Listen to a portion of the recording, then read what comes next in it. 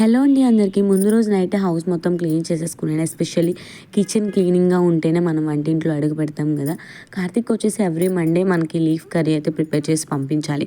పిల్లల హెల్త్ కోసమే వాళ్ళు కూడా చాలా అంటే చాలా మంచిగా ఫాలో అవుతారు. 1 మంత్కి సరిపడా మెన్యూ అయితే ఇచ్చేస్తారు. అంటే every Thursday common food, every Monday leaf curry అయితే కంపల్సరీ పెట్టాలి. ఎందుకంటే పిల్లలు హెల్తీగా ఉంటే, హెల్తీ ఫుడ్ తింటే వాళ్ళకు కూడా మంచిది, మనకు కూడా చాలా మంచిది. ఇంకా నైట్ అయితే గడ్డ పెరుగన్నం తోడు పెట్టేసాను. పాలు వేడివేడి అన్నంలో పాలు వేసి తోడు పెట్టాను కదా. సో అదైతే పిల్లలిద్దరికి తినిపించేసాను. చాలా ఇష్టంగా తింటారు. ఎక్కువ సమ్మర్లో అయితే ఇదే పెడతాను. ఇంకా వర్షాకాలంలో అయితే వీక్లీ 2 to 3 డేస్ అయితే పెడతాను.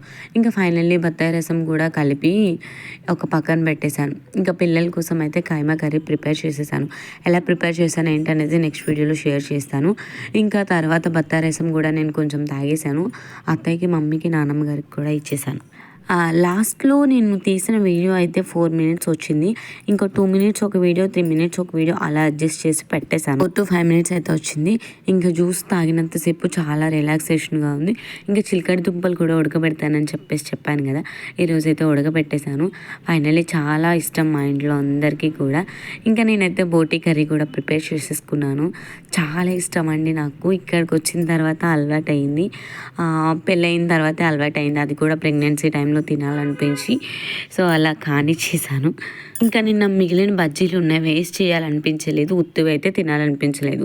ఏం చేయాలో తెలియలేదు. వర్క్ అంతా అయిపోయింది. ఇంకా కార్తీక్ వచ్చే టైంకి ఏదైనా స్నాక్స్ ప్రిపేర్ చేద్దాము అని చెప్పేసి వాడికైతే సపరేట్గా స్నాక్స్ అయితే స్వీట్ పొటాటో అయితే ప్రిపేర్ చేసి స్వీట్ కార్న్ వేసి పెట్టేశాను. ఇంకా మా కోసం అయితే ఆ 2 బజ్జీలకి మేమైతే కొంచెం మిక్చర్ టైప్ అయితే చేసుకున్నాము. అత్తయ్య నేను తిందాము అని చెప్పేసి ఫైనల్లీ బజ్జీలు అయితే చిన్న చిన్న పీసెస్ కింద కట్ చేసి కొంచెం ఆనియన్స్, చిల్లీస్ అండ్ టమాటో కూడా యాడ్ చేసి కొంచెం నిమ్మరసం లైట్గా యాడ్ చేసి కొంచెం సాల్ట్, కారం కూడా యాడ్ చేయాలి. అప్పుడే మనకి టేస్ట్ అయితే ఉంటుంది. మన దగ్గర ఎలాంటి మిక్చర్లు కానీ మురమరాలు కానీ ఉంటే యాడ్ చేసుకోవచ్చు. ఆప్షనల్ అండి, అది మన ఇష్టం. ఫైనల్లీ ఒక 2-3 సార్లు ఇలా కలుపుకున్న తర్వాత ఒక బౌల్లోకి సర్వ్ చేసుకుని తింటే చాలా బాగుంటుంది. కొత్తిమీర కానీ కరివేపాకు కానీ గార్నిష్ చేసుకుంటే ఇంకా టేస్టీగా ఉంటుంది. పైన ఆనియన్స్ కూడా చల్లుకుంటే సూపర్ టేస్ట్ అని చెప్పొచ్చు. ఇంకా అత్తయ్య కూడా ఆనియన్స్ ఎక్కువ తిన్నారని చెప్పేసి నేనైతే అలా లైట్గా చేసేసాను.